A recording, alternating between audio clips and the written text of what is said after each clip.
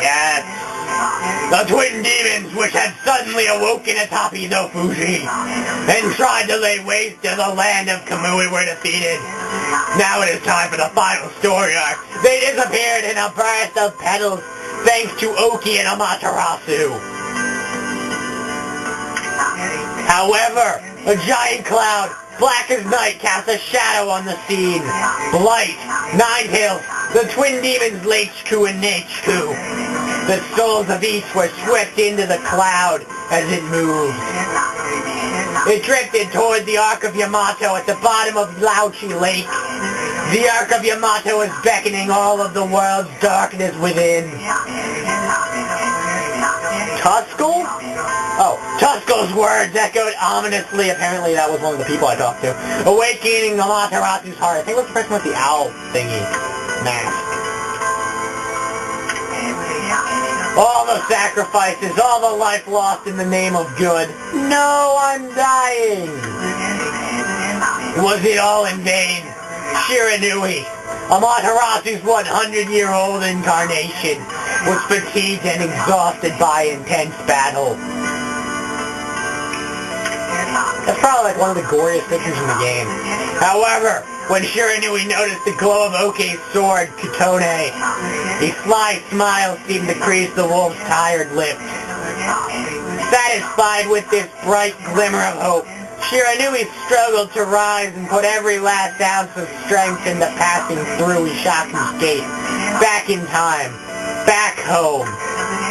As Amaterasu and Isun looked on, they were fully aware that Shiranui headed back into the face of danger. To the battle with Orochi. After saving Nagi from the clutches of death and aiding them in their own quest, Shiranui would die a hero, marking the beginning of the legend of Orochi. As Ishaku left the scene, his eyes betrayed the sort of toughness one exhibits when preparing for a grave event.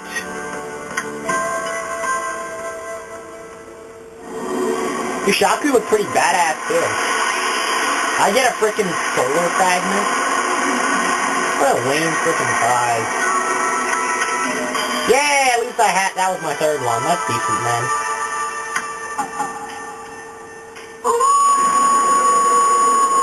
By the way, we're gonna, beat the game before we beat the trial.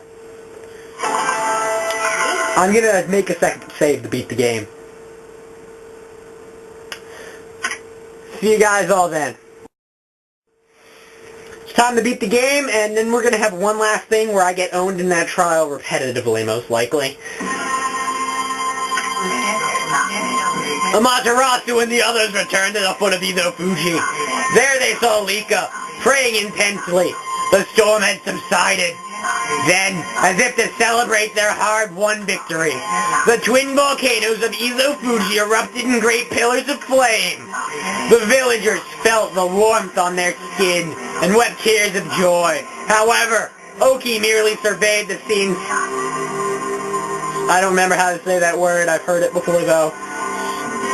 Stoically! I don't know. Remaining silent. Although the evil demons had been driven away, the thought of having taken the sword and caused so much grief weighed heavily on his heart. The only one who could ease the burden of his woes was Samiko. The chieftain who had rescued Kemu from the shrine stepped forward. Silently he approached Oki, offering an outstretched hand. His eyes betrayed the complexity of the emotions behind the gesture. Oki, realizing the gravity of the scene, extended his hand in turn. The moment they shook hands, Webkir was reborn into a village far too strong to ever fall victim to evil again. As for Kutone, the sword that vanquished the twin demons, it was returned to its pedestal by Oki's own hands. And as long as the glow remained, no evil dared draw close. Kutone's gleam spoke of a power too great to succumb to evil. At that moment, a brilliant flash of light shot forth from Kutone, striking squarely on the frozen surface of Lauchi Lake. Though the lake had never shown any signs of melting, cracks began to open up along its surface. The legend of the Iron Ark Yamato said to have fallen from heaven, and the Lauchi Lake, which it called home, was revealed to be more than a mere legend before all those present.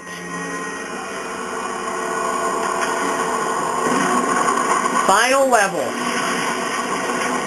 The Iron Ark Yamato.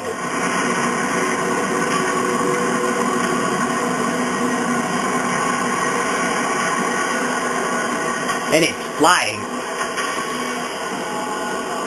Ark of the Heavens.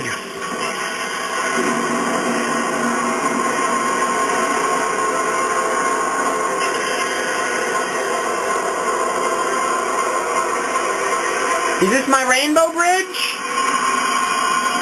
Or is it just like a light bridge? Rainbow bridge! Who doesn't love rainbow bridges? Come on.